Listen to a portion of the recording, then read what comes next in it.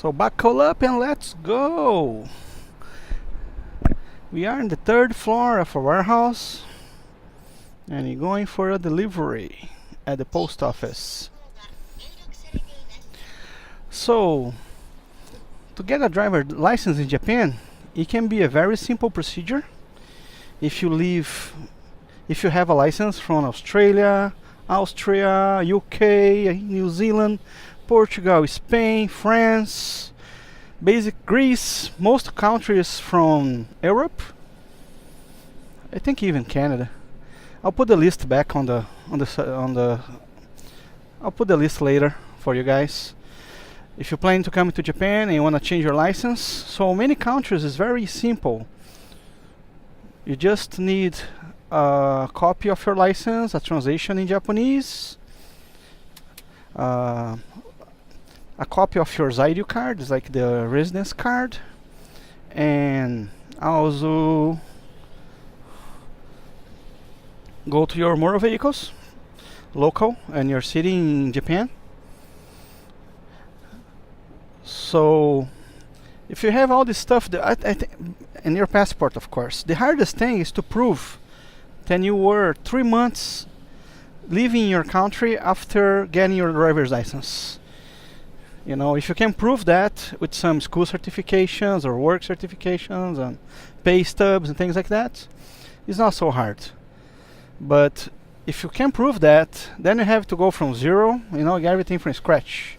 And that's over $3,000 to do it, and it's a pain in the ass. But if you can prove that 3 months in your country, and you have the copy of your license, and you have a translation in Japanese from Jeff, I'll put a link later on the so you guys can have a better idea. But it's very simple. Now, if you're from America and other countries that are not going to be on that list, then you'll be able to change your license, but you have to do a written test and a driving test. The written test is very simple. It's only 10 questions and you can do it in English, Spanish and Portuguese, I think. But English is for sure. I did mine in English, it's very simple. Now, the driving test, it doesn't matter how much experience you have. You know, you gotta get some lessons from somebody, from a school or something, because it's not easy. It doesn't matter how much experience you have.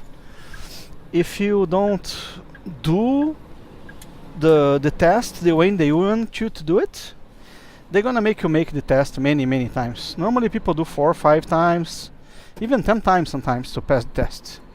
But if you get a couple classes, you know, a couple hours, 2 or 3, I did it like 3 hours and I passed on the first trial. You don't even need to know Japanese, you know. It's not that hard. It's not that hard at all if you get some classes and you do it. Okay, let's talk about the kinds of license we have in Japan. Class 1 license is for regular cars. Class 2 license for taxis and buses. When you get the license, if you just come into Japan for a little while and you have to do the test, if you're not from the countries from the list and you have to do the tests, I advise you guys to get the automatic car license, because it's much easier to do it, you know. After a while you can just change it, do another test with a manual, because in Japan they have the manual and the automatic. So if you're planning to get a truck, driving a truck after a while, you should get the manual license, because you're gonna have to do it to get the truck license after. So when you get the car license, to get a truck license you have to wait 2 years. With the car license you can drive any car and any motorcycle up to 50 cc's, the little ones, they call the family bike. So after any truck up to 4 tons, anything bigger than 4 tons, you have to wait 2 years to get a Chugata license, which can let you drive a truck up to 7.5 or 8 tons, I think, something like that. And if you want to get the same license I have right now driving this big truck, you need an Ogata license, and that it's gonna hold you back for 3 years and that's one of the reasons took me 3 years to get my license, because I had to drive in Japan for 3 years a car. Then I was eligible to get the Ogata license. If you want to drive a tractor trailer, you gotta get the Ogata license first, and then you have to do another test for the Torera endorsement. They call it Torera, a trailer. So takes a little longer then. My advice, even if you have a truck license and you have a lot of experience, you should go to school, because at school they're gonna teach you there's so many different rules in Japan. Driving in Japan is very simple, but the most dangerous things in Japan are not the cars or the trucks, are the bicycles. Too many bicycles, and they have the right of way. So they do a lot of stupid things, you know. You see the people driving bikes, they really don't care, you know. They own the road, they own the streets, they do whatever. And if you hit them with a car, a motorbike, or even a truck, it's a big headache, you know. If they get hurt, they can sue you, take a lot of money from you, and you really don't want to go there, you know. So that's the worst thing about driving in Japan, are the bicycles. Really, really crazy people. That's actually everywhere, you know. But here they don't really care because they're protected, and you know, I don't blame them. Is the main. Also, there's something in Japan called the paper drivers. Paper drivers are people who have a driver's license but have no experience, and they never basically drove anything. After finishing high school, people just go to it for classes and they get a license. Because in Japan, transportation system is really good. So, talking about the license again, there's the regular car, Chugata for medium trucks, Ogata for big trucks. Toreda. Also, you can have a forklift license in your driver's license, which is very useful if you're gonna work as a truck driver. I don't have mine yet, but I'll get it. And also, for motorcycles, if you had a motorcycle license in your country and you want to transfer to Japan, it's basically the same process. As long as you have the 3 month, you can prove that you live 3 months in your country. You know, you don't have to do the test. If you are from the countries on that list, the exemption lists. If you're not from the country from the exemption list, America for example, you have to do the driving test. And again, I recommend you guys to, you know, go to school or get somebody to teach you how to do the tests. Every prefecture there's different laws. But the beautiful thing about Japan, if you're going from scratch, you know, just getting a license from zero, you can do all the tests at the driving school.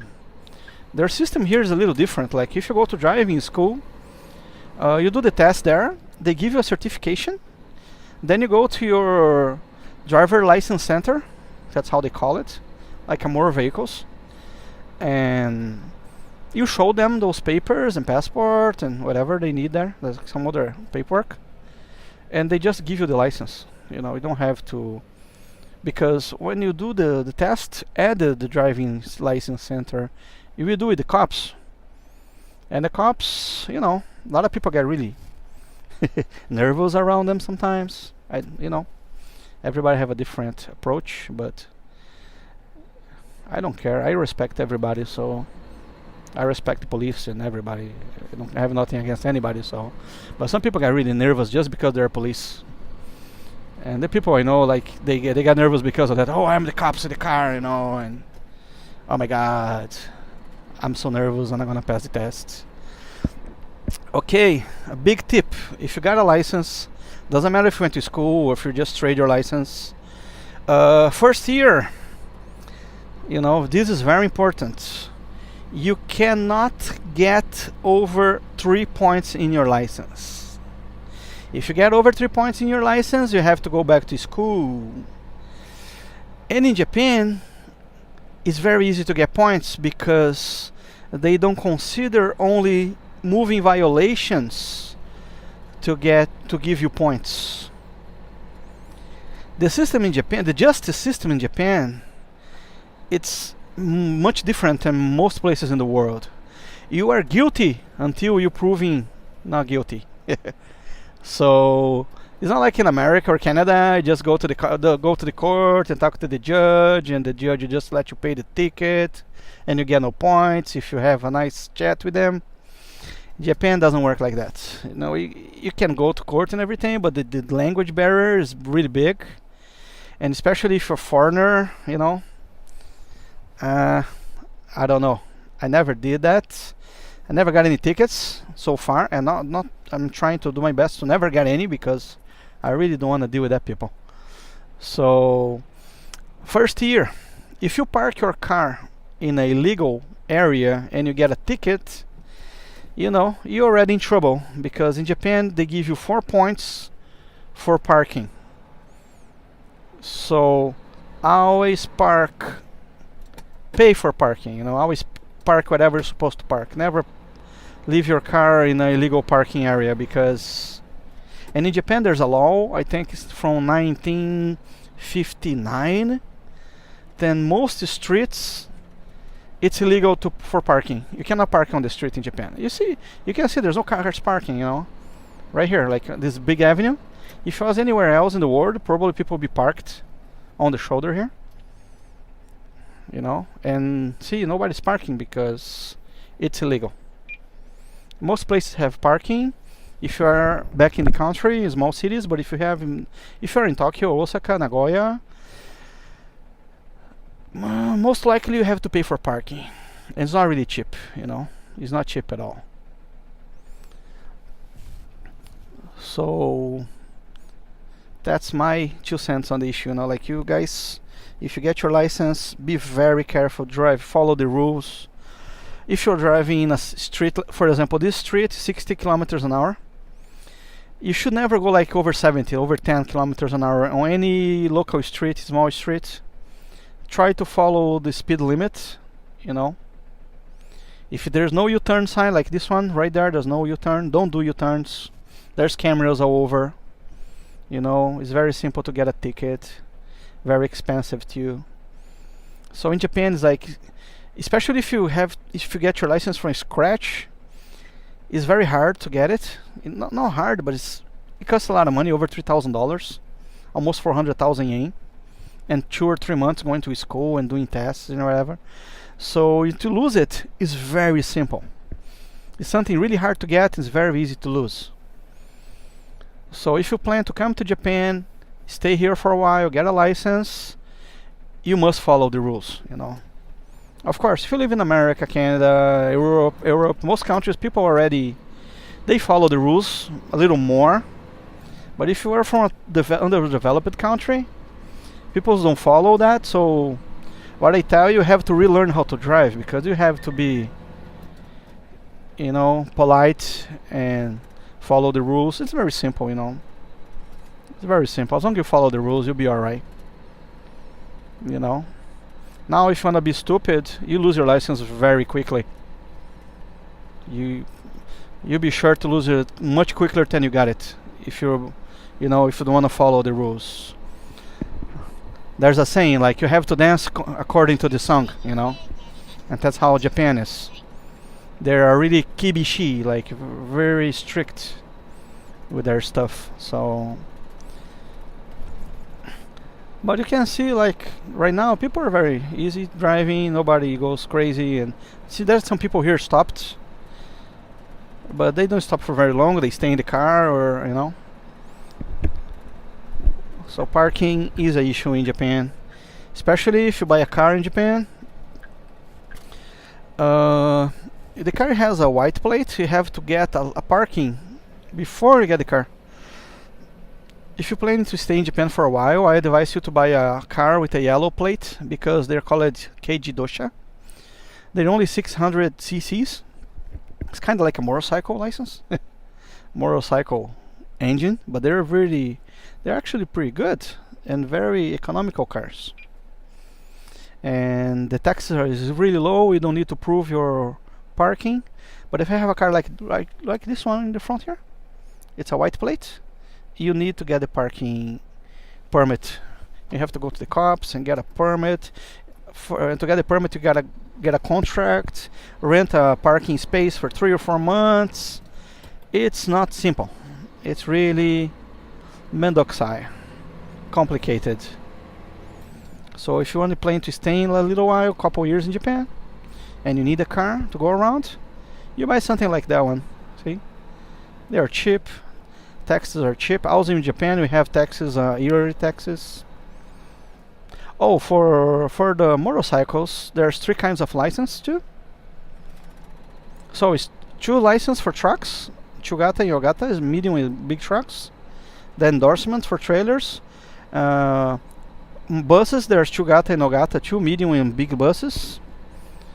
And for the bikes, motorcycles, automatically you have one if you have the car, only but for 50 cc's.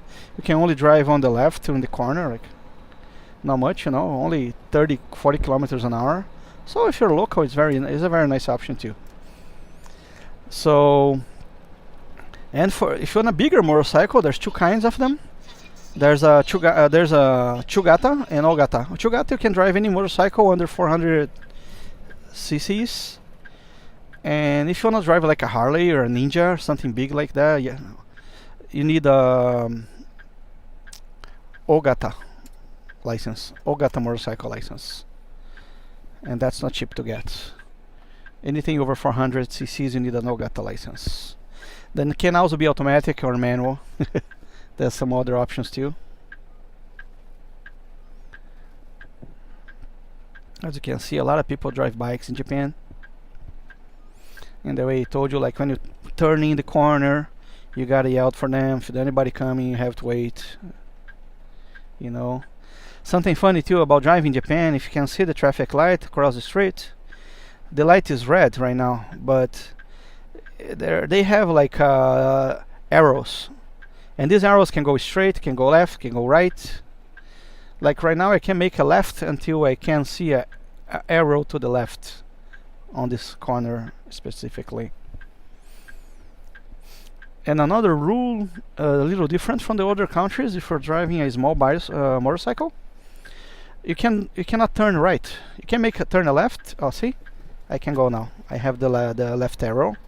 So once I have the left arrow there, I can just make a left on this specific street, of course. Normally, if the light is just green, you can just go make a right, left, depending on whatever you are. So going back to the family bike, the small motorcycle, you have to stay on the left. And when you turn the corner, you cannot turn the corner to the right. You have to go like across and stop on the opposite street. You have to stop on the corner, and then when the other light comes green, you just cross and you go. It's a little different from a regular motorcycle. And the cops, they really go after these little motorcycles because a lot of people do a lot of stupid things with them. You know, it can be very dangerous. So they always catching people with those. Normally when you see a police officer stopping somebody in Japan, normally they're driving little motorcycles.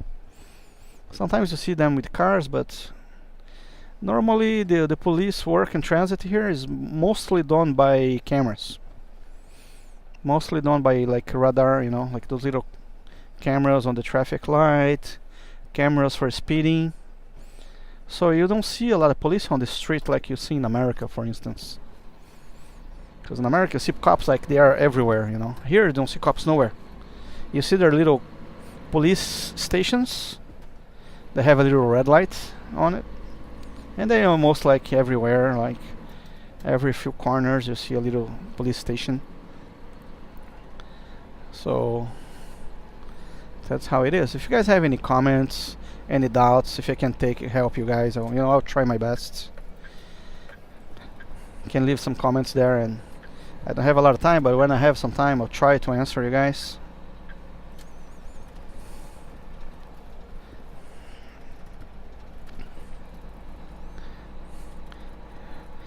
And this is the place I'm going to deliver it. The big red green sign over there on the right.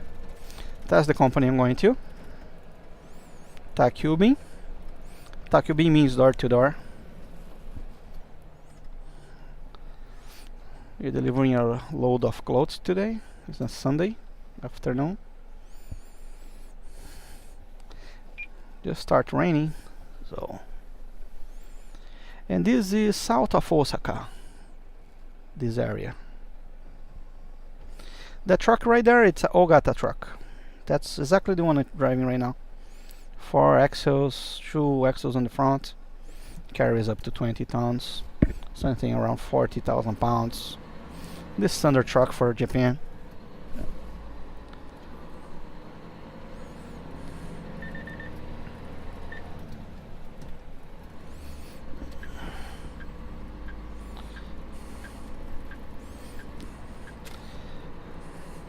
And let's do a little crazy U-turn here to reach the destination. Alright guys, again, thanks for watching, thanks for your time.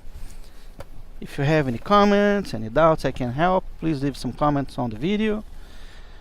You know, any suggestions, things you want to know about driver's license and things like that, driving Japan.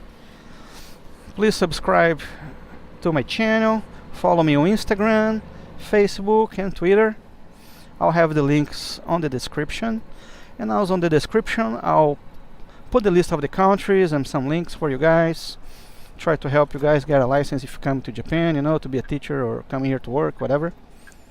I'll do whatever I can to help you guys there. Alright, once again, thank you and see you guys next time. Peace.